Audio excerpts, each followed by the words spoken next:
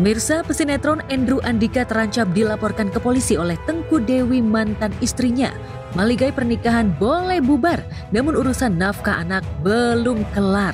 Andrew yang diwajibkan menafkahi kedua anaknya sebesar 20 juta rupiah per bulan ternyata tak pernah memberikan nafkah secara full sesuai putusan Pengadilan Agama Cibinong Desember 2024 silam. Kesabaran Tengku Dewi seolah menguap habis setelah somasi yang dilayangkannya pun tak digubris oleh Andrew. Setelah konsultasi dengan Minola Sebayang kuasa hukumnya, benarkah Jumat mendatang Tengku Dewi akan melaporkan Andrew atas dugaan penelantaran anak? Kalau misalnya dibilang sama sekali tidak memberikan nafkah, ya tidak. Tapi kan putusan pengadilannya kan tidak mengatakan kapan kamu mau kasih, besarannya kapan kamu ada uang kasih 20, kalau nggak ada kamu boleh kasih seadanya, kan nggak bisa seperti itu. Masih, alhamdulillah masih ya. Masih setiap bulan selalu gue usahain lah buat tetap. Mungkin itu cuman ini doang sih, nominal doang gitu kan. Jadi yang penting nggak nol banget, yang penting tetap memberikan bantuannya tiap bulan. Kalau mereka lepas tanggung jawab dan lo merasa takut untuk fight buat anak-anak lo atau dia selalu nyalahin lo, kumpulin bukti-bukti. Kita rencananya sih kalau misalnya semuanya sudah clear, mungkin dalam minggu ini juga paling cepat, paling lama minggu depan mungkin kita sudah mulai melakukan upaya hukum baik untuk mengenai masalah nafkah yang sesuai dengan putusan tadi itu. Ya, ternyata meski sudah berkarir di Indonesia lebih dari 1 dekade, Andrew masih berkewarganegaraan Amerika Serikat. Saat menikah, Tengku Dewi lah yang menjadi penjamin Andrew dengan mengajukan permohonan ke pihak imigrasi agar Andrew bisa bekerja di Indonesia. Tapi setelah bercerai dari Tengku Dewi pada 18 Desember 2024, Andrew masih menggunakan surat jaminan kewarganegaraan yang ditandatangani Tengku Dewi. Akibatnya Tengku Dewi yang ketempuan ketika Andrew punya tunggakan cicilan lantaran sebagai WNA dirinya tak bisa membeli aset properti dan mobil kecuali atas jaminan Tengku Dewi. Karena kan kita tahu Andrew itu kan nationality-nya, kewarganegaraannya itu kan adalah kewarganegaraan Amerika. Untuk mendapatkan izin tinggal tetap di Indonesia ini kan peraturan perundang-undangan kita dan mekanisme hukum di Indonesia kan itu harus ada sponsor. Nah, selama ini yang menjadi sponsornya kan adalah Tengku Dewi, karena memang itu adalah istrinya. Berdasarkan bukti pembicaraan lewat WhatsApp itu kan adalah Andrew yang memang berniat untuk ingin membeli mobil. Secara birokrasi hukum dan mekanisme mungkin kan akan susah untuk memberikan leasing kepada orang yang bukan warga negara Indonesia, kan begitu.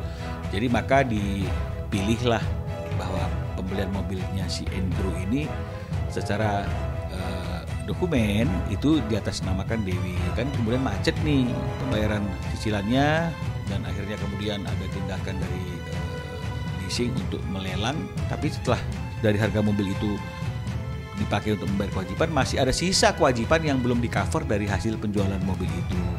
Inilah yang membuat sisanya itu masih dibebankan kepada Dewi. Gak usah takut, mereka cuma berani getak doang, ngancem-ngancem lo, tapi intinya mereka nothing. Kekesalan Tengku Dewi terhadap Andrew Andika seolah sudah sampai ke ubun-ubun. Terlebih, Andrew punya uang untuk melamar janda 1 anak dan getol pamer liburan bareng calon istri barunya itu, tapi tak memikirkan hak anak kandungnya sendiri.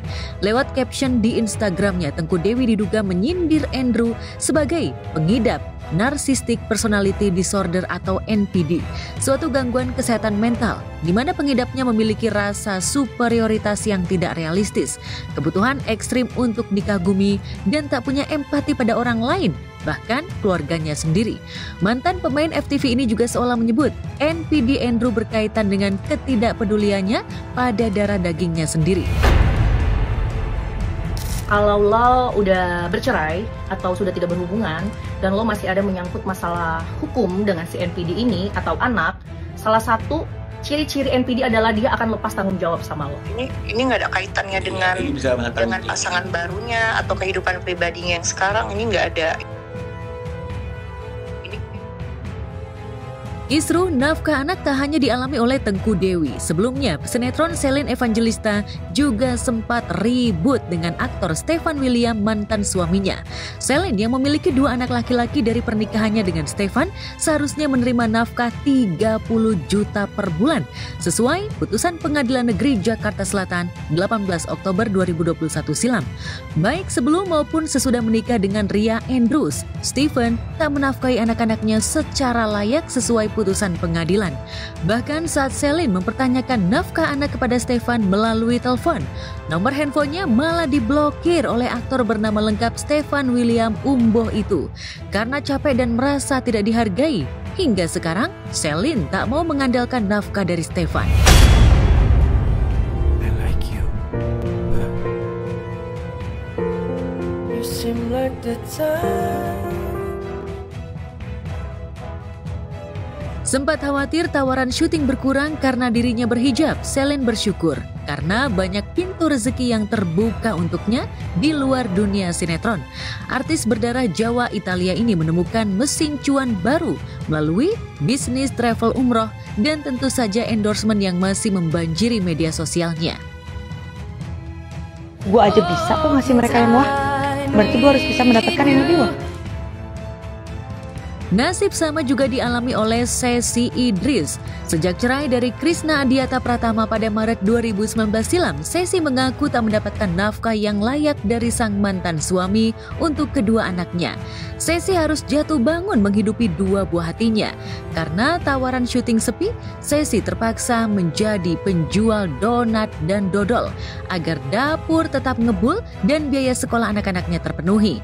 Yang memiriskan, ketika deritanya sebagai selebriti penjual donat mencetak viral, sang mantan suami yang kini telah menikah lagi tak terketuk hatinya untuk mengirimkan nafkah anak. 4 tahun kemarin itu adalah proses yang gak gampang gitu. Buat seorang Sesi Idris itu yang memang benar sih. Jadi cerita aku jual donat untung 3.000, jual dodol segala macam itu proses aku. Terus kalau ke mantan, anak mau SMP, anak mau naik-naikan, gak ada kontribusi pun gak apa gitu. Saling mendoakan aja, aku doain dia bahagia, dia punya rezekinya buat keluarganya, doain aku aja punya rezeki aku buat anak-anak aku. Jadi